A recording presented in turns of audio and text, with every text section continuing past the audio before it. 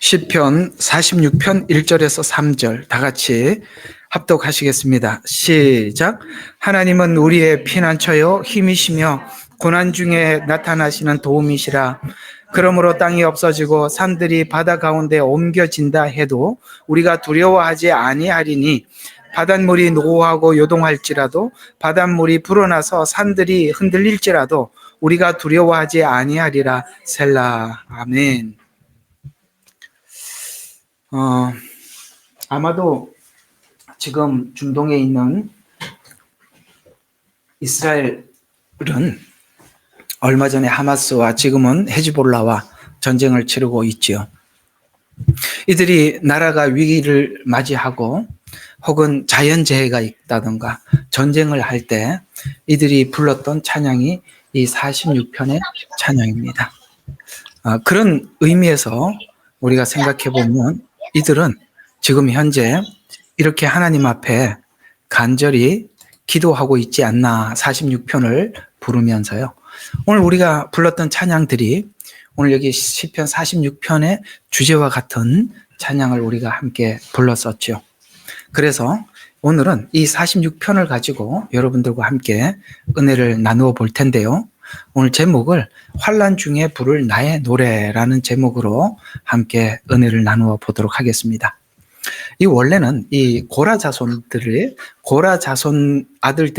아들들을 위해서 악장으로 알리못으로 부르는 노래라고 이렇게 되어 있는데, 악장에게라는 말은 이 노래가 성전에 어떤 음악 지휘자가 예배 때 불렀다라는 뜻이에요. 그러니까 예배 시간에 성가대가 지휘에 맞춰서 모두가 불렀던 찬양, 이런 뜻이 되겠고요.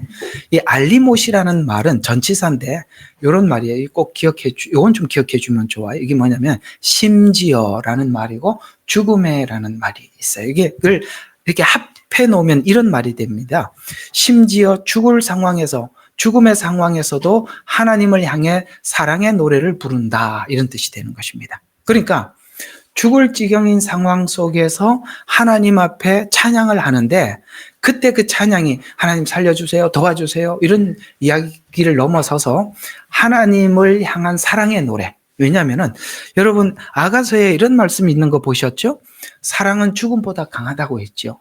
그래서 주님은 사랑은 죽음보다 강하시기에 성육신하셨고, 사랑은 죽음보다 강하시기 때문에 십자가에 죽으셨던 것처럼 주님이 우리에게 그렇게 찾아와 주셨듯이 우리가 그 사랑을 받은 우리가 사랑은 죽음보다 강한 사랑을 우리가 소유하고 있고, 결국은 이런 환난 중에 심지어 죽음의 경지에 이르러서도 우리가 이렇게 하나님 저를 이렇게 버리십니까? 죽이십니까가 아니라 사랑하는 자를 위해서 내 생명을 내어놓는, 심지어 죽음 앞에서도 그 사랑을 고백하며 부르는 노래라는 뜻에서 보면 이 말씀이 참 우리가 정말 이런 극한 상황 속에서 우리는 상황만 보고 하나님 앞에 구하게 되는데, 그 상황을 이기는 힘은 뭐냐면, 그 상황을 이기고 넘는 힘은 뭐냐면, 하나님께서 우리에게 보여주신 사랑을 우리가 마음속에 준비하고 가질 때 넘어가는 것이거든요.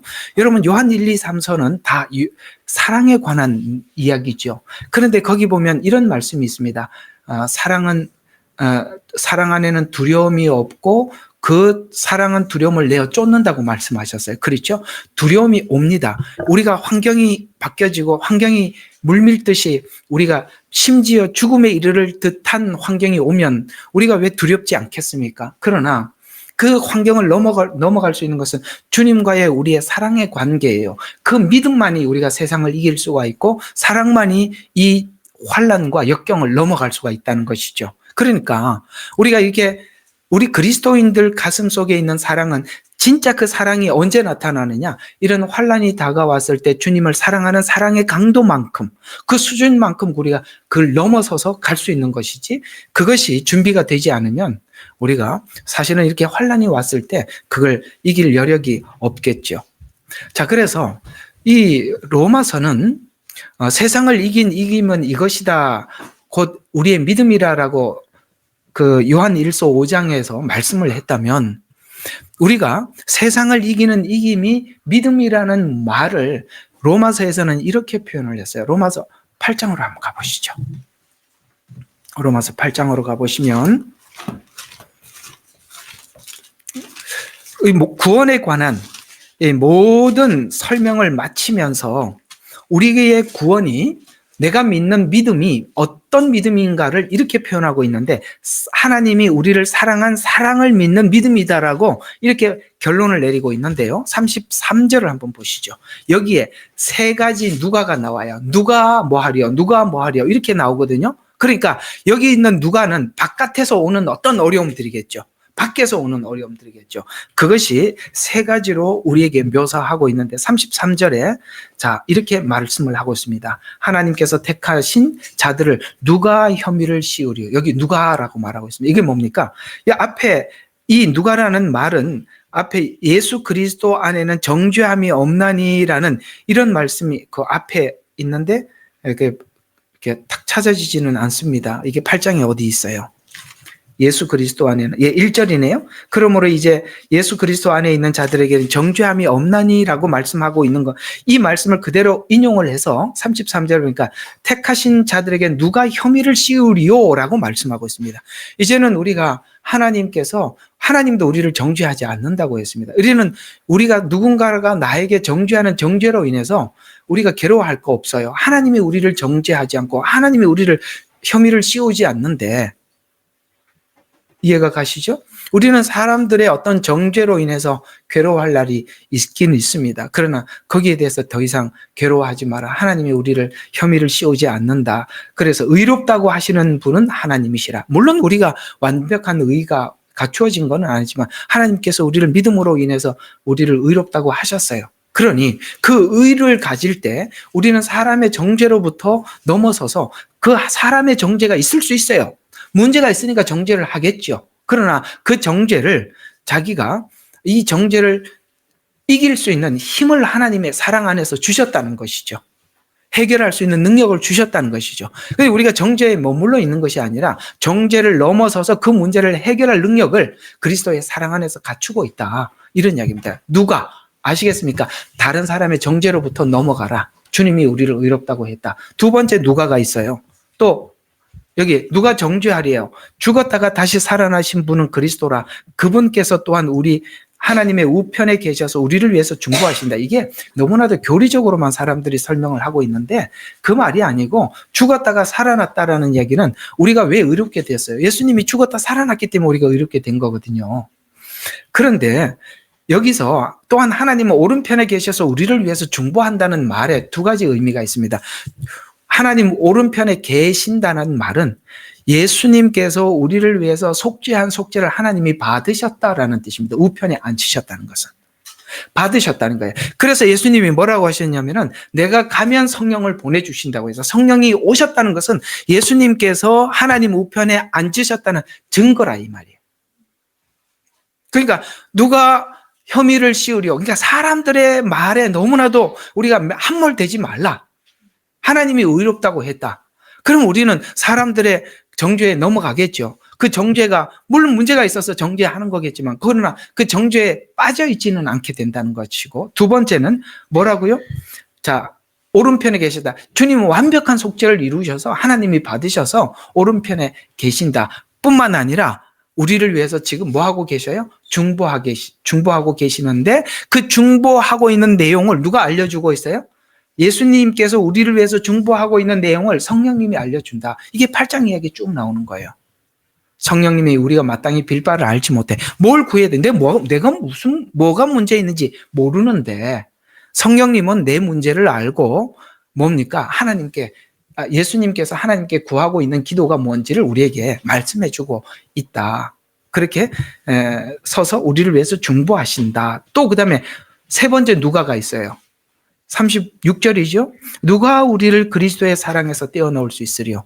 자, 오늘 여기 시편 46편의 주제가 뭐라고요? 환난 중에 부르는 나의 사랑의 노래라는 말이에요. 여기 보니까 누가 그리스도의 사랑에서 떼어놓을 수 있으리요. 그렇습니다. 우리가 하나님 앞에서 우리 신앙을 어떤 환난이 와도 부인하지 않는 이유는 뭐냐면 하나님께서 우리를 사랑하는 사랑에 의심이 없기 때문이라는 것이죠. 그래서 사랑에서 떼어놓을 수 없다라고 말하고 있어요. 물론 이 사랑은 믿음입니다. 하나님이 나를 사랑한 믿음이에요. 그런데 그 믿음의 근거가 뭐냐면 사랑이라는 거죠. 그래서 그 사랑의 근거를 32절에 이렇게 말씀하고 있어요. 자기 아들을 아끼지 아니하고 우리 모든 사람을 위하여 내어주신 분이 아들을 줬으면 다 준 거잖아요. 자신을 준 것보다 더 준 거잖아요. 지금 가족 중에 내 자식이 사형 원도를 받았어요. 예를 들어서. 그러면 대신 누군가가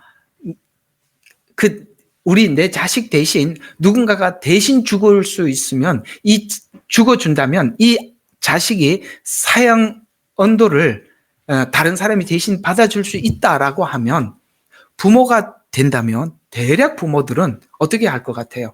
그러면서 자식 네가 죽어라 라고 하겠어요? 아니면 제가 대신 죽을 수 있으면 저를 그렇게 해주세요 라고 하는 게 일반적으로 부모들의 마음이거든요. 그렇죠? 그런 것처럼 하나님은 아들을 주셨다는 것은 자기 자신을 준 것보다 더한 걸 주셨다는 얘기예요. 그러니까 이 말은 그냥 야 네가 갔다 와라 라고 하는 정도가 아니라 자신이 온 것보다 더 큰 희생을 치르셨다는 뜻을 여기에 아들을 아끼지 않고 우리 모든 사람을 위하여 내어주신 분이 어찌 그 아들과 함께 또한 모든 것을 우리에게 값없이 주시지 않겠느냐 이렇게 말씀하고 있어요. 그러니까 우리가 믿음의 근거가 뭐냐 32절이라는 거예요. 우리는 이 32절에 있는 이 하나님께서 우리를 사랑하는 사랑에 대해서 믿음이 분명하고 흔들림이 없다는 것이죠. 그래서 이 사랑을 아니까 환난이나 곤경이나 박해나 기근이나 헐벗음, 위협, 칼, 종일 도살당할 양으로 역임을 받고 그럼에도 불구하고 뭐라고요? 우리를 사랑하시는 그분으로 말미암아 이기는 자들보다 더 나은 일이라 라고 하는 이기는 것이 32절이 근거라는 거예요. 아까 말씀한 것처럼. 그래서 그러나 이 모든 사랑하는 말미암아 넉넉히 이기느니라. 천사들이나 사망이나 생명이나 천사들이나 정사, 권세, 현재 일, 다가올 일들, 높음, 깊음, 또 다른 피조물이라도 우리를 그리스도 예수 안에 있는 사랑에서 떼어놓을 수 없느니라라고 하고 구원에 대한 메시지를 마치는 겁니다. 8장이 끝이거든요. 그러니까 우리 믿음이 뭘 근거로 하고 있다고요? 아들을 주신 이게 근거라는 것이죠. 그러니까 우리가 환난이 올 때 오늘 46편에 환난이 오면 자연재해고 이게 지금 뭘 연상을 해야 되냐면 7년 환난을 연상을 하셔야 돼요. 지금 그걸 주제거든요. 그러니까 7년 환난이 왔을 때 우리가 어떤 믿음을 근거로 이 환난을 우리가 극복할 수 있느냐? 우리가 하나님이 나를 사랑한다는 믿음이 우리가 그 환난을 넘어가게 만든다는 거예요. 누가 사랑해서 끊을 수 있어요? 사망, 죽인다 그래도 넘어간다는 거죠. 생명, 그것도 넘어간다는 거죠. 어떤 것도 이 사랑에서 끊을 수 없어요. 그 끊을 수 없는 사랑에 예수님이 성육신하게 했고 십자가에 죽게 했고 우리 또한 그 사랑을 표현하는. 그래서 여러분 피난처 만들 준비 하시지 마시고 믿음 준비하시라 이 말이에요. 네. 진짜는 이거예요. 사실은 그렇습니다. 아무리 피난처를 준비하고 아무리 숨어서 살아도 인간이 믿음 없이는 사망에 대한 죽음에 대한 두려움을 극복할 길이 없어요. 맞잖아요. 그렇죠? 네. 그리고 또 이런 그러니까 사랑이 사망과 생명 모든 것을 넘어간다고 오늘 이 교리적으로 바울이 이 말을 밝히고 실제 그도 그렇게 살았죠. 그게 고린도후서 4장에서 오늘 로마서 8장에 있는 이 믿음으로 이렇게 살았다고 이야기합니다. 고린도후서 4장입니다. 좀 길지만 한번 빨리 읽어보면 이게 그렇구나. 실제로 그렇게 살았구나. 자, 4장 8절부터 보면 우리가 사면에서 고난을 당하여도 괴로워하지 않고 당혹스러운 일을 당하여도 절망하지 않고 박해를 받아도 버림받지 아니하고 내던져져도 멸망하지 아니하고 항상 주 예수의 죽으심을 몸에 지니고 다니면 예수의 생명 또한 우리 몸에 나타나게 하려 함이라. 살아있는 우리가 항상 예수를 위하여 죽음에 넘겨지는 것은 예수의 생명도 우리 죽을 육신에 나타나게 하려는 것이라. 그러므로 죽음은 우리 안에서 역사하나 생명은 너희 안에서 역사하느니라. 누군가가 죽어야 상대방이 생명을 얻는데. 그러니까 우리가 누구를 위해서 희생해 주지 않으면, 예수님께서 희생해 주셨기 때문에 우리가 생명을 얻었듯이, 그건 예수님 한 분이 온 인류를 살린 것처럼 우리가 한 사람 한 사람을 살리기 위해서는 자기 희생 없이는 사람을 살릴 수가 없다는 거예요. 생명은 죽음으로 살리는 거랍니다. 그러니까 누군가를 살리고 싶은 주님의 뜻에 따라서 살고 정말 생명을 위한 인생을 살고 싶다면 죽음을 준비하셔야 돼요. 그 죽음은 여러 가지가 있겠죠. 그렇죠? 자아의 죽음도 있을 것이고, 우리 목소리도 죽고. 여러분 번제 배우셨죠? 자, 번제를 하나님 앞에 드리려면 양을 한 마리 데리고 와서 어떻게 한다고 그랬죠? 자, 우리 번제 한번 했던 거, 제사 이런 거 하면 이게 다 이제 우리가 은혜가 되잖아, 그죠? 이제 안수합니다. 예, 안수라는 말 이번 주 설교에 들어가 있습니다. 이 안수의 뜻이 뭔지 나옵니다. 그래서 안수합니다. 그래서 자기 죄를 양에게 다 고하지요. 그러면 그 다음에 어떻게 합니까? 목을 따다. 여러분, 번제라는 말은 목을 따다는 이야기예요. 그러니까 우리가 우리 자신이 하나님 앞에서, 오늘 여기 생명은 우리에게, 죽음은 우리에게 역사하고 생명은 너희에게라는 거 고린도 교회거든요. 그러니까 바울에게는 죽음이 역사해서 고린도 교회의 생명이 얻어지게 되었던 거죠. 그러면 우리가 먼저 다른 사람에게 생명을 주기 위해서 가장 먼저 해야 되는 게 목을 따는 거예요. 목을 따는다는 이야기는 침묵입니다. 말. 억울함을 하나님 앞에 올려드리는 거예요.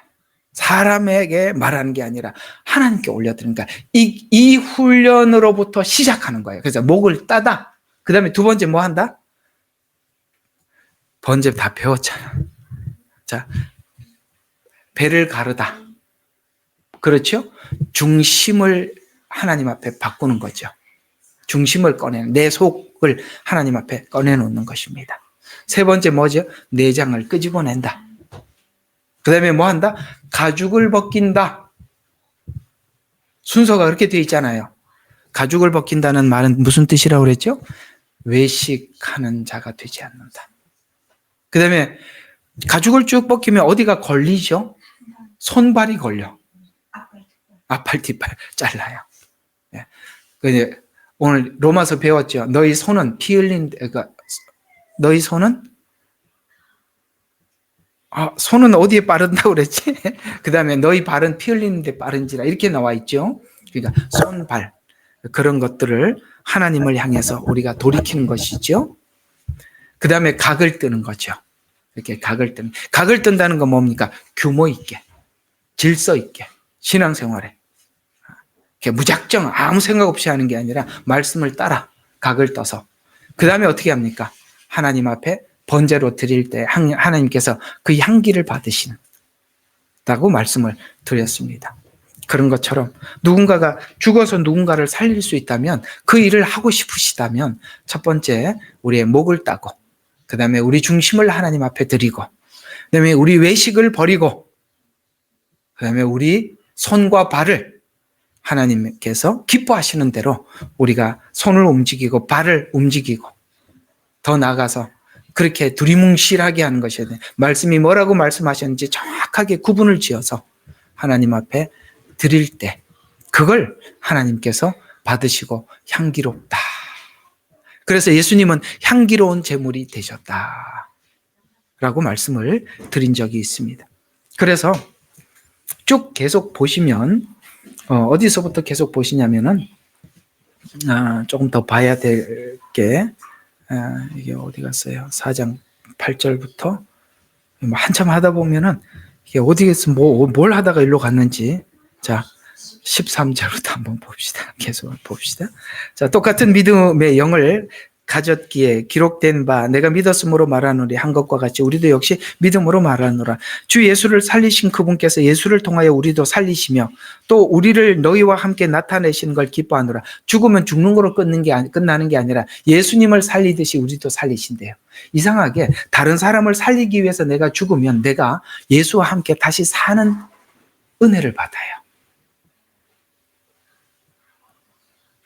그 모든 것이 너희를 위함은 많은 사람의 감사를 통해 풍성한 은혜가 하나님의 영광에 넘치게 하려는 것이니라. 이런 까닭에 우리가 낙심하지 아니하노라. 아시겠어요? 이렇게 하더라도 내가 낙심하지 않는다. 오히려 우리의 겉사람이 썩어질지라도 우리의 속사람은 날마다 새로워지니 이는 우리가 잠시 받는 가벼운 환난이 우리를 위하여 훨씬 뛰어난 영원한 영광의 비중을 이루어 나가기 때문이라. 우리가 바라보는 것은 보이는 것들이 아니요 보이지 않는 것들이라. 이는 보이는 것들은 잠깐뿐이지만 보이지 않는 것은 영원하게. 우리가 어디를 바라보고 있느냐는 거죠. 지금 당장 눈에 보이는 걸 보느냐, 영원한 것을 보느냐. 영원한 것을 보는 사람은 반드시 믿음 없이는 영원한 것을 보지 못하니까 그 믿음이 영원한 것을 볼 줄 알 때 우리는 우리 현실의 죽음이 가능한 것이죠.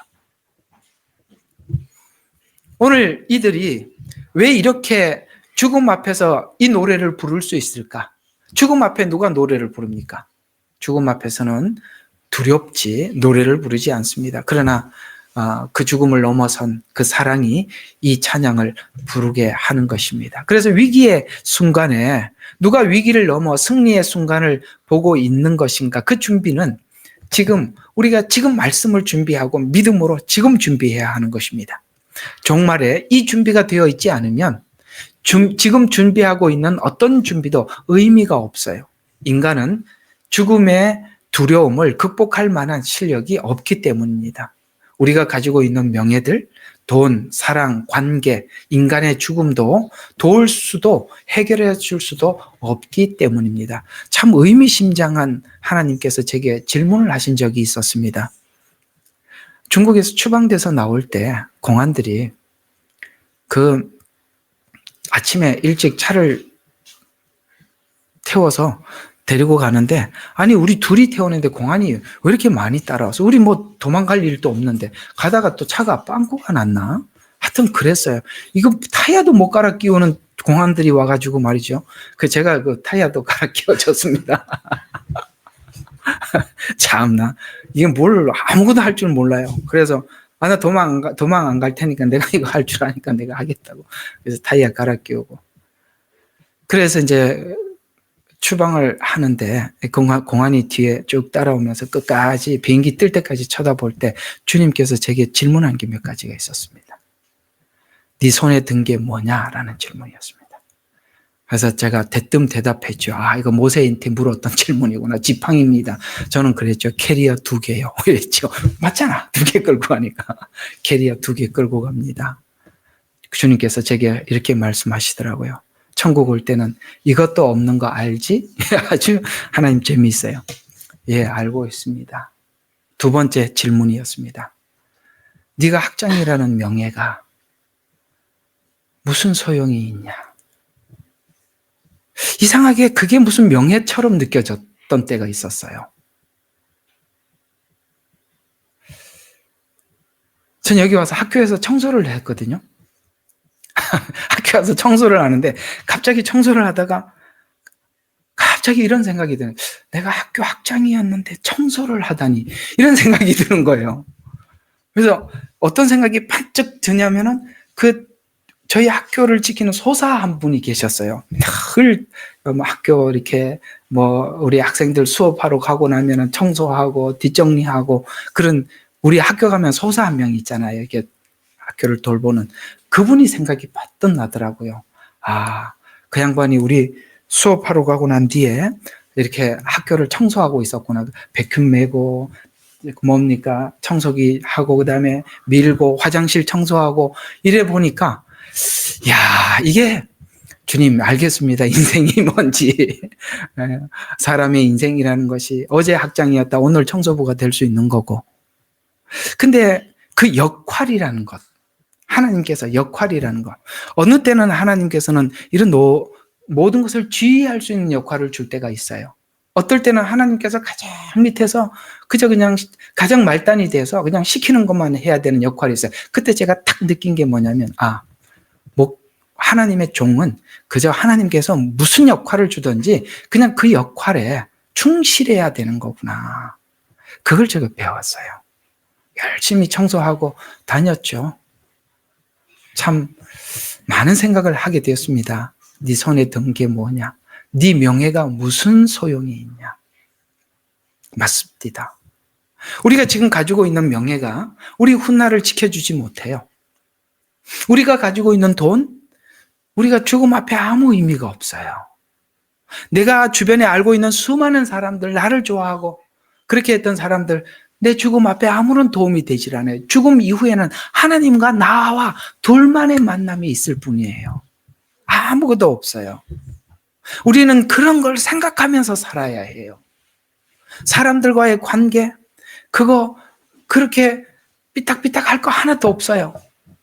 우리는 언제나 이런 우리가 가지고 있는 모든 것이 아무 의미가 없다는 것을 항상 알아야 됩니다. 그리고 우리가 언제 하나님 앞에 불려갈지 아무도 알 수 없어요.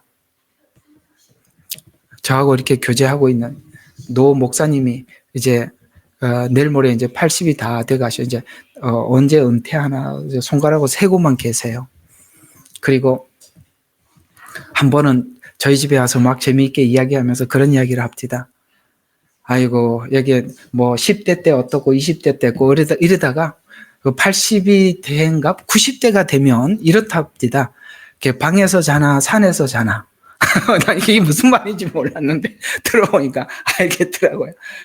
그래 뭐 산에서 자나 방에서 자나 별 차이가 없는 나이가 80이라고 그러든가 90이라고 그러든가 그러면서 아이고 참 그렇겠구나라는 생각이 들더라고요. 그렇습니다. 우리가 지금 가지고 있는 이 붙잡고 있고 싶어하는 이런 것들 시간이 지나고 세월이 지나면 다 누군가가 다 가지고 갈걸요. 우리 명예도 가지고 갈 것이고 돈도 가지고 갈 거고 우리의 관계도 끝나게 될 것이고 이 모든 것은 죽음이라는 것으로 다 결말이 날 것입니다. 우리는 모두 다 그저 하나님 앞에 설 뿐이죠. 우리가 그날을 준비해야 하는 것이죠.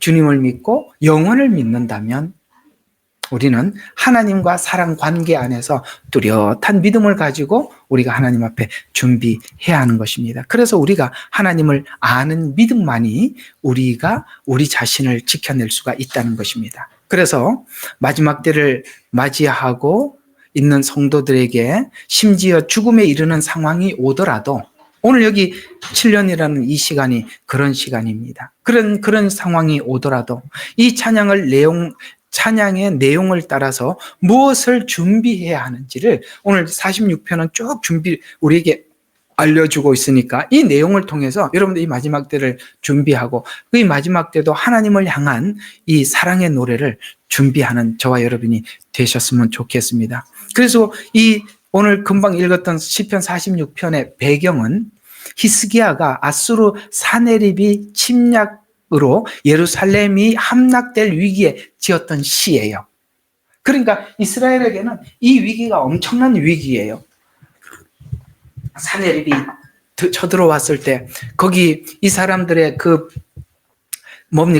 침략을 잠재우기 위해서 가지고 있는 모든 기물들을 다 줬습니다. 그 다음에 또 요구를 해요. 그걸 해결해 줄 능력이 없어요. 더 이상 그들에게 우리가 뭔가를 이렇게 좀 이렇게 달래서 되돌아보낼 아무 그게 없었어요. 그리고 이제 히스기야는 하나님 앞에 기도하러 나가지요. 그래서 히스기야 왕이 위기 때 하나님 앞에 맡겨 기도하였더니 정말 그날 밤에 18만 5천 명이 하룻밤에 이 아수르 군대가 몰살당했던 일을 회상하면서 오늘 이 시편 46편을 기록하게 된 것입니다. 그래서 하나님은 언약한 백성과 함께 하심을 알게 되었고 이스라엘을 침략한 자들은 하나님의 기만한 자들임을 알게 되었고 이스라엘을 통해서 하나님 되심을 증거하기 위해서 하나님은 바로 이 상황을 맞이하게 되었다라고 알게 되었다는 것입니다. 여러분 이 마지막 7년은 마지막 이 사단에게 철퇴를 내리는 시간입니다. 맞지요? 1000년 동안 가두어 두었다가 그 집어내서 영원한 불못에 넣기 위한 마지막 철퇴를 내리는 시간이라는 거죠. 우리는 그래서 하나님께서 이 일을 위해서 이 7년을 준비했다면 우리는 두려워할 게 없죠. 우리에게는 영원한 생명을 주기 위해서 시작한 시간이요. 사단에게는 영원한 심판을 위해서 준비한 것이라면 우리는 하나님의 의중을 아는데 두려워할 게 없다는 것입니다. 그래서 이스라엘을 침략한 자들은 하나님을 기만한 자들이다라는 것을 알면 우리는 그 7년을 두려워할 이유가 없습니다. 나가서 이스라엘을 통해서 하나님 되심을 증거하는 것입니다.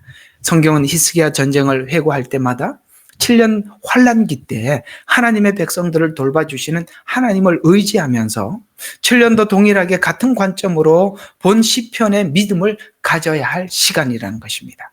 진정한 피난처는 하나님이 말씀하신 대로 믿는 믿음을 증명하기 위해 동원된 역사적 사실이라는 것입니다. 그렇다면 오늘 여기 시편 46편과 그 다음 편에 있는 47편도 똑같아요. 그 두 시편이 묶여 있어요.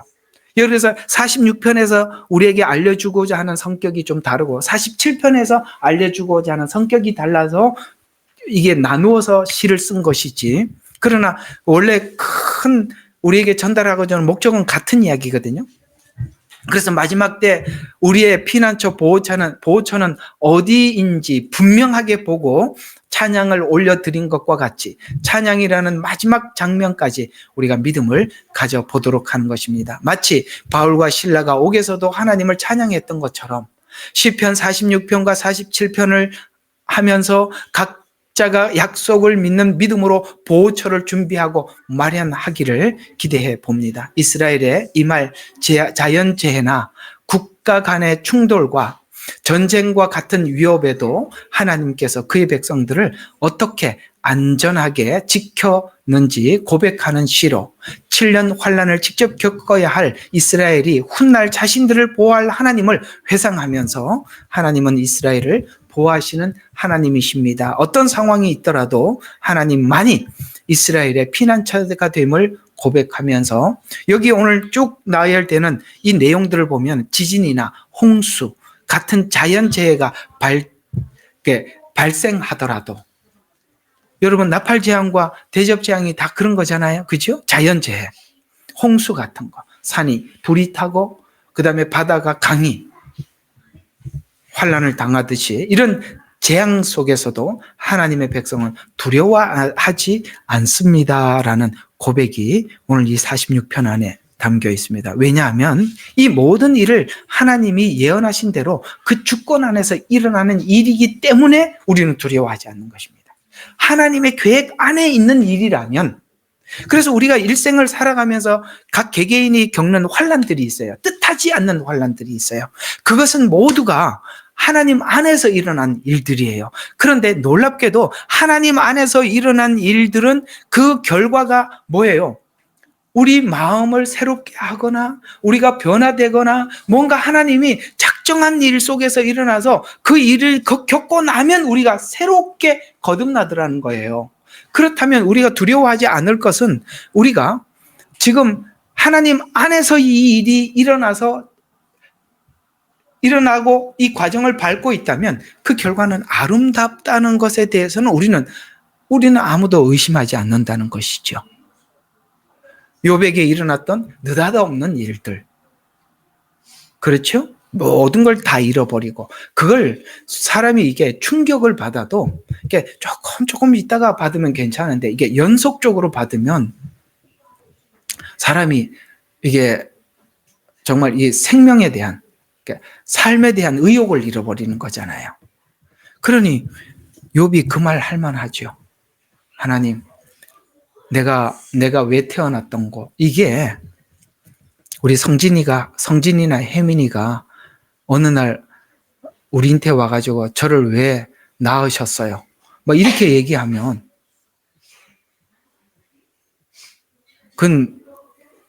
그게 이제 욥이 그렇게 말하는 것은 자기가 그러니까 자기 속에 있는 그 죽을 만한 고통을 내가 죽겠습니다라는 말을 하나님 마음 아프라고 그렇게 말을 하는 거예요. 이해가 가요? 아주 고차원적인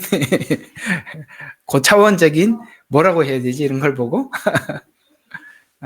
생각이 이제 안 나네.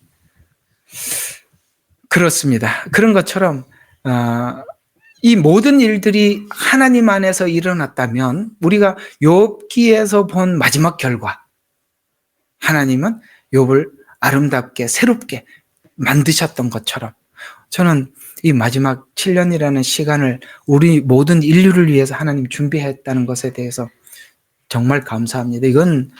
이건 그냥 사람들이 뭐 환란이라고 자기 중심으로 생각하니까 그러는데 우리 자신도 하나님 앞에 해결해야 될 문제가 많이 있는 건 사실이고, 사실 저 밖에 있는 많은 사람들이 하나님 앞에 돌아와야 하는데 하나님은 짧고 굵은 분명한 환란을 통해서 하나님 마지막 추수를 준비하는 것이라는 것에 대해서 우리는 분명히 알고 있기 때문에 그렇습니다. 그래서 왜냐하면 이 모든 일들은 예언하신 대로 그 주권 안에서 일어나는 일이기 때문이고, 하나님의 통치와 주권은 하나님은 땅의 끝까지 전쟁을 멈추게 하고 창을 두동강 나게 하실 하나님을 선포하는 것입니다. 하나님만이 전쟁을 멈추게 할 수가 있고, 이 창을 두동강 낸다는 것은 모든 무기를 불살라. 여러분 요한계시록에 보면 무기를 불살린다고 했잖아요. 그런 것처럼 이 모든 것을 하나님이 하신다. 그러므로 환난과 고통 중에 고난 중에서도 평화와 안식을 누려라 라는 게 오늘 46편이 우리에게 주고 싶은 메시지라는 거예요. 야, 환난이 있느냐? 그래도 뭐 하라고요? 안식을, 평화를 누려라.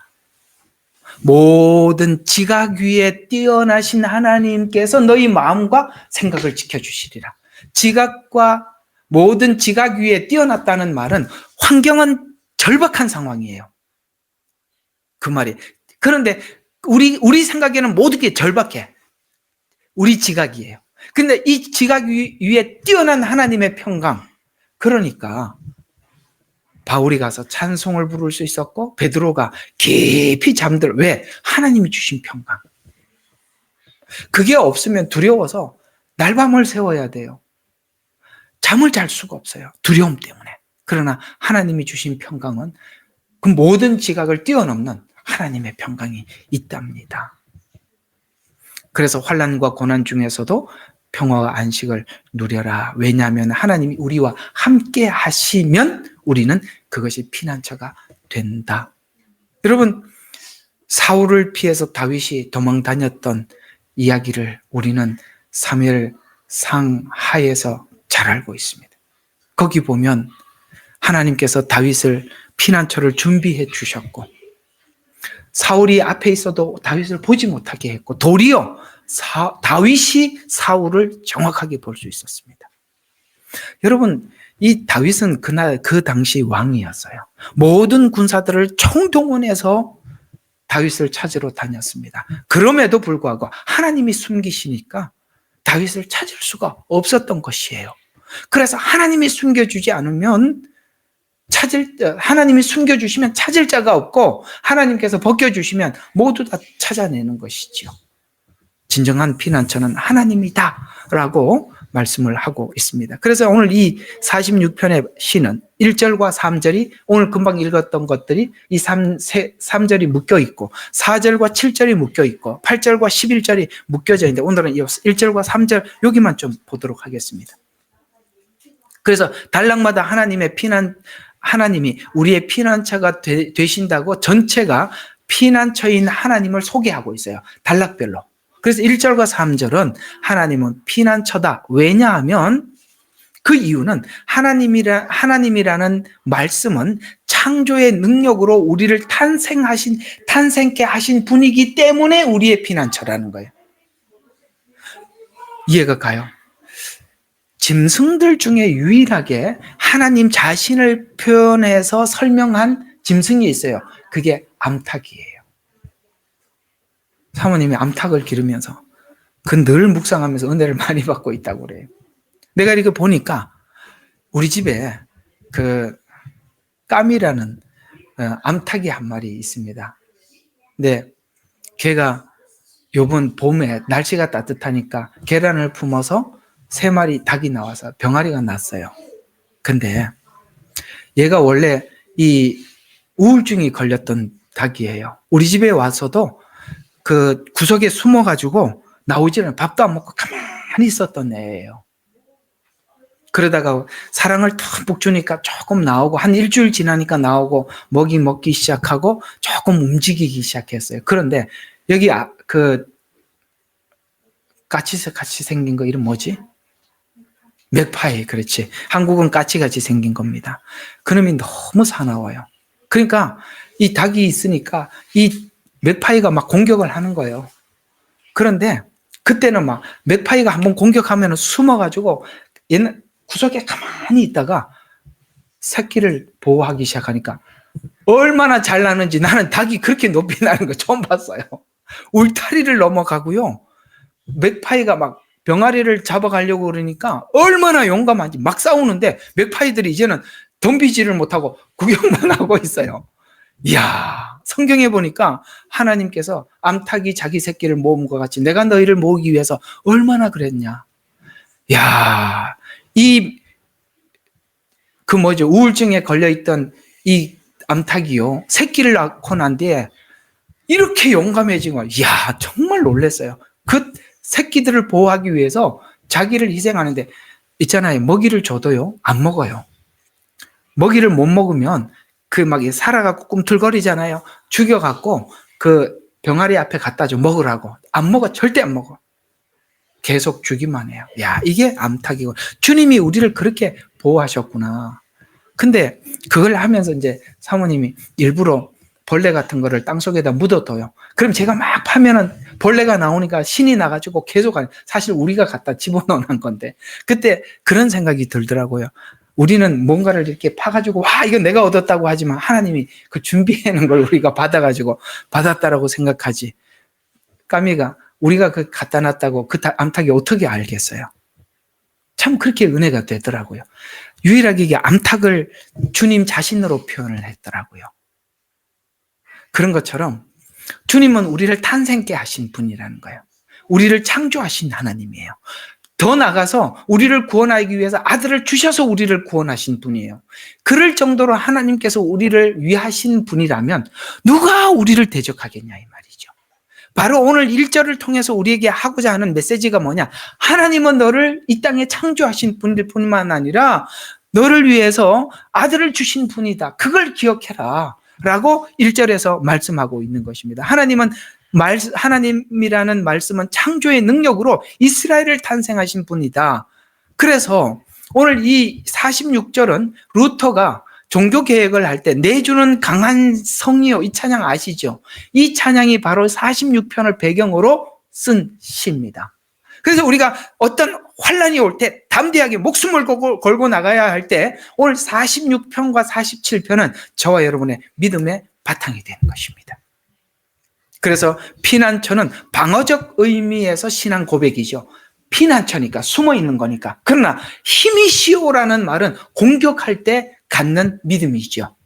그러니까 하나님은 우리의 피난처니까 그 안에 우리가 숨을 수가 있고, 또 하나님은 또 누구라고요? 힘이니까 하나님을 믿고 나갈 수 있는 것입니다.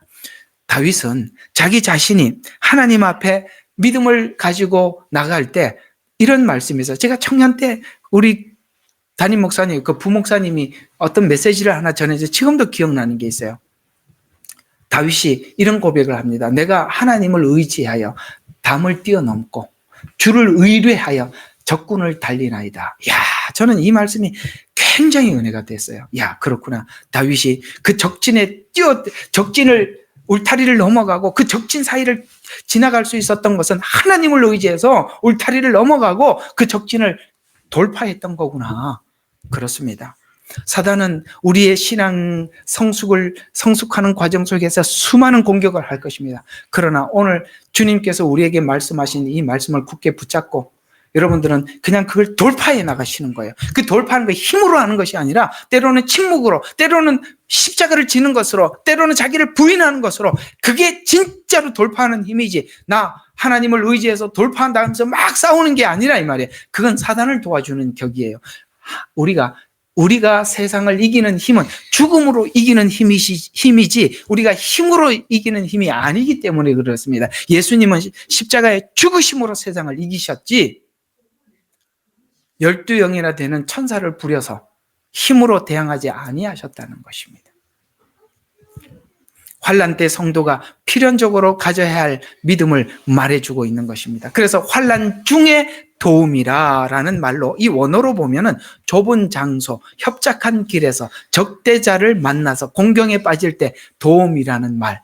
그러니까 우리가 외나무 다리에 만났다. 더 이상 피할 수 없는 상황. 이런 이야기가 되겠죠?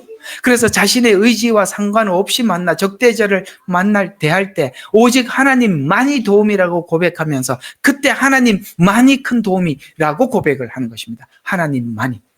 이번에 참 캠프를 가서 정말 저도 정말 당황스러웠습니다. 그 참 배는 둥둥 그 호수 중앙에 떠 있지. 시온이는 배를 탔는데 손이 아파하고 노를 못 젓는다고 있지. 여기 둘째, 쟤는 배를 타고 엉엉 우는 소리가 저 멀리서 들리지. 바람은 불지. 이 카약은 밀려가지. 쟤는 그 뒤에 있는 배까지 해가지고 아무리 노를 저어도 바람 부는 거 그 제자리예요. 나중에 노를 젓다 안 되니까 포기했어요.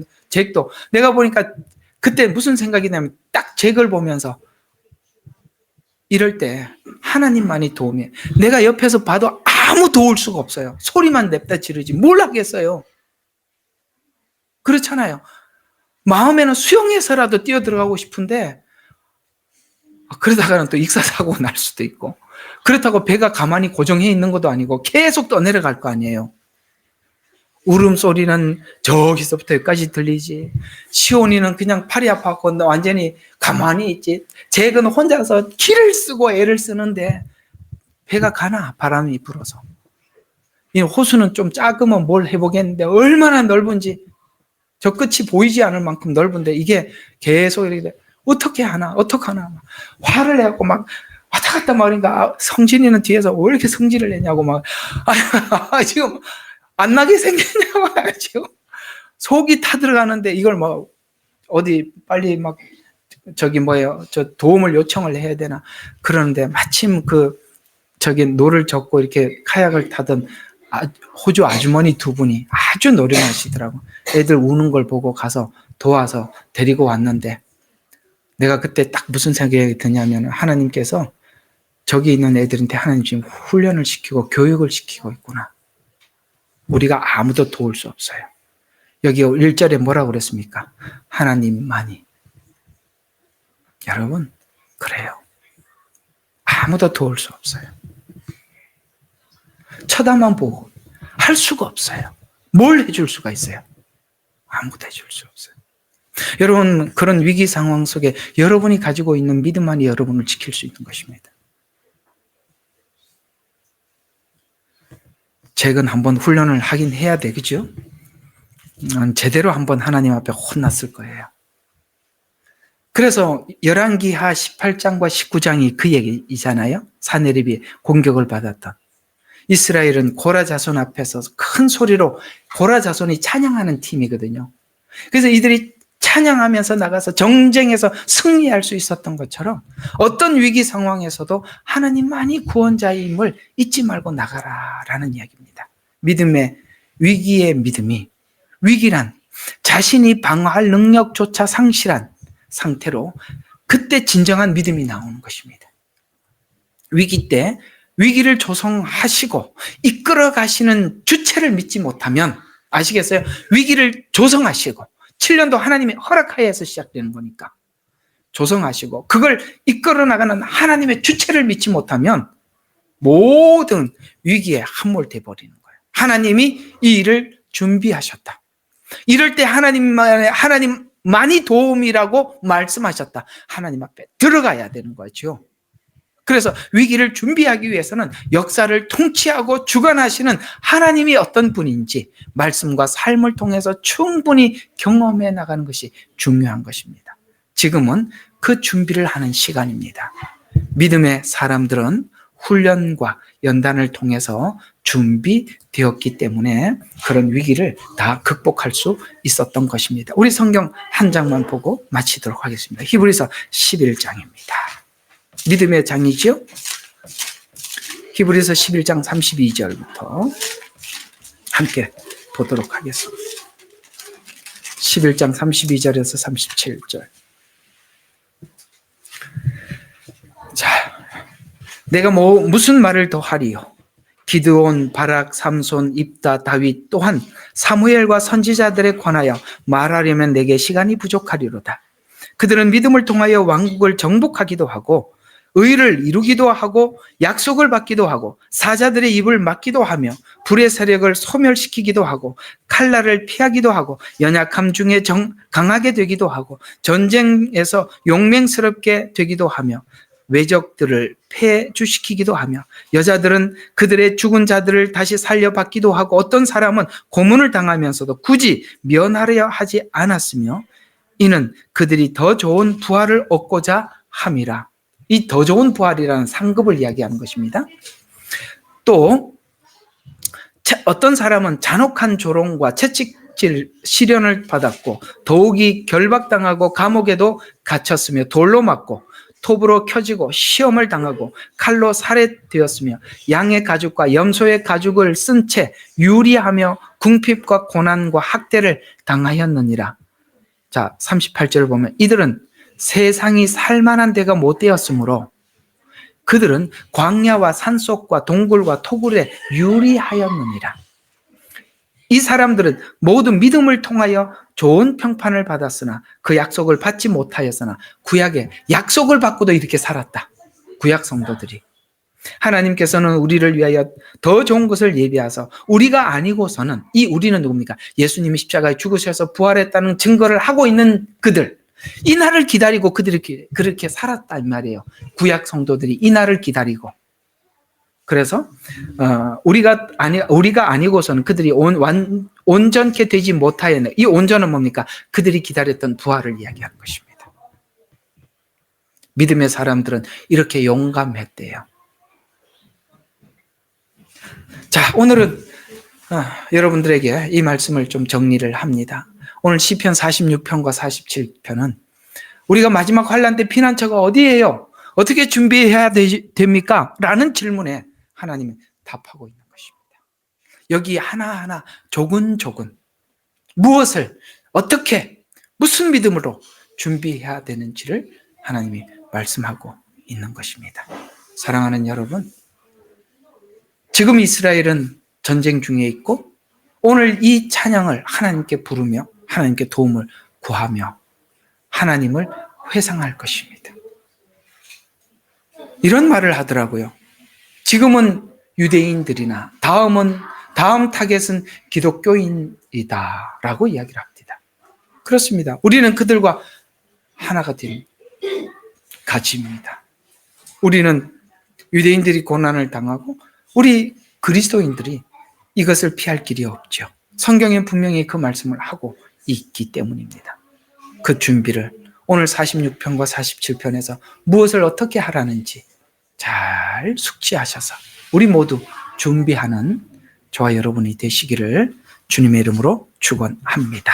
예레미야의 눈물은 시대에 맞는 말씀 선포와 변질되지 않은 순수 복음을 외치고 있습니다. 함께 연결되어 하나님께 예배드리며 이 마지막 때에 하나님께 쓰임받길 원하시는 분은 카카오 채널로 연락 주시면 연락드리도록 하겠습니다. 고정 댓글에 채널 경고와 착제에 대비한 예비 채널과 제2채널 링크를 올렸습니다. 이 채널 또한 구독 부탁드리겠습니다. 감사합니다. 우리는 역사상 가장 중요한 시점을 지나고 있습니다. 하나님께서는 하나님의 일을 하시기 전에 사람을 준비시키셨음을 우리가 알고 있습니다. 하나님 말씀은 마지막 때에 대추수, 대부흥의 때가 있다고 분명히 예언하고 있습니다. 아멘. 하나님의 말씀이 그대로 성취될 것을 믿습니다. 예레미야 눈물은 잠자는 교회와 영혼을 깨우기 위해 노력하고 있습니다. 이 가슴 뛰는 일에 함께 하길 원하시는 분은 카카오 채널로 연락 주시기 바랍니다. 당신은 위대한 하나님의 사람입니다.